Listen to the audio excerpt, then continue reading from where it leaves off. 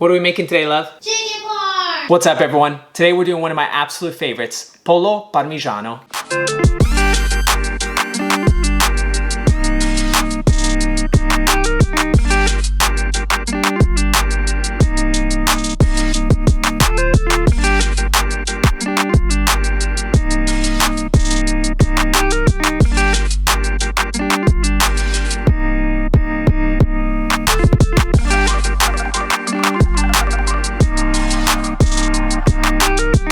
Now this is one of my family's recipes. It was taught to me when I was a little kid. I've been eating it ever since. With some fresh tomatoes, a little bit of basil, garlic. We use almond flour to bread, hit that up in the air fryer, and then finish in the oven. This recipe is specific carbohydrate diet friendly. It's gluten-free. This thing is on fire. Call the fire department, it's on fire.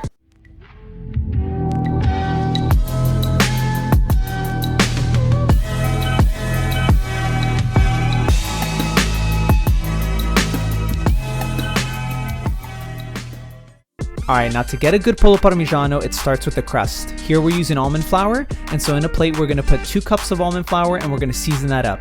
A teaspoon of oregano, a teaspoon of basil, a teaspoon of salt, and half a teaspoon of black pepper goes in there.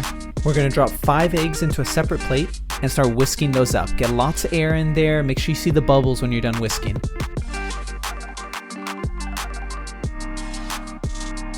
To each of those, we're going to add some freshly grated Parmigiano Reggiano cheese. The freshly grated stuff is really where it's at, man. I mean, it's hard to get better than that. Pound out your chicken breast. You want it to be nice and thin. Another option is you could just slice it right in half, get some thin breast that way. Drop those chicken breasts into the egg wash, give it a nice little jacuzzi dip, put in the almond flour, and make sure that almond flour gets nice and spread evenly all over the chicken. You want it to really cover all the cracks, all the crevices, so it really makes this awesome crispy shell. To cook these bad boys, we're going to be putting them in the air fryer. The best way to cook anything that is breaded is going to be deep frying. Most people don't have a deep fryer at home.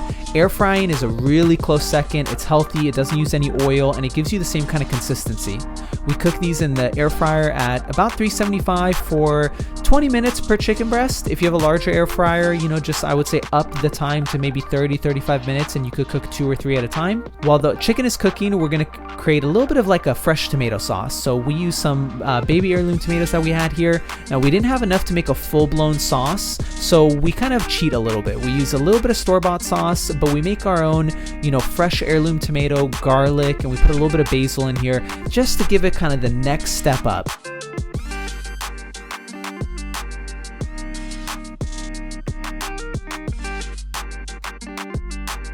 When the chicken's done, we get a cast iron skillet.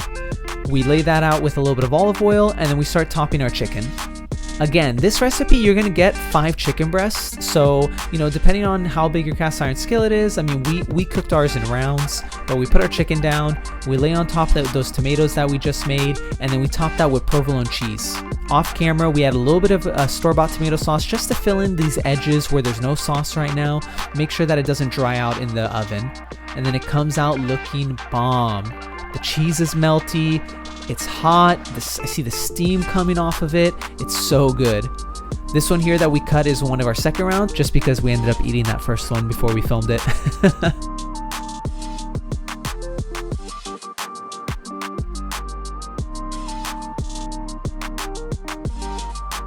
As we lift it up, you can see that steam coming off of it. You can see the almond flour is still nice and stuck to it. I mean, guys, if there was smell-o-vision, you would be mouth-watering. We appreciate you watching, and hey, if you liked the video, would love it if you liked or subscribed. Thanks.